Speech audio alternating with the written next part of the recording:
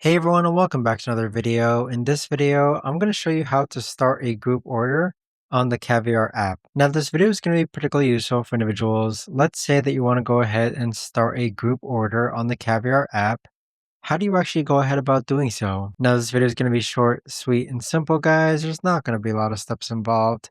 Now, in order to do this, what you're first going to do is log on to the Caviar app. Next, click onto a restaurant which you want to start a group order for. Afterwards, click on the three dots on the top right hand corner, then click on Start a Group Order. So once you do this, you can set a spending limit and then click on Start Group Order. And then with this is the link that you go ahead and message, mail, or copy so that people can join your Caviar group order. But that right there, guys, is the best and easiest way that I know of to actually go ahead and start a group order on the Caviar app. If you guys know of a better or easier way to actually do this, let me know in the comments down below.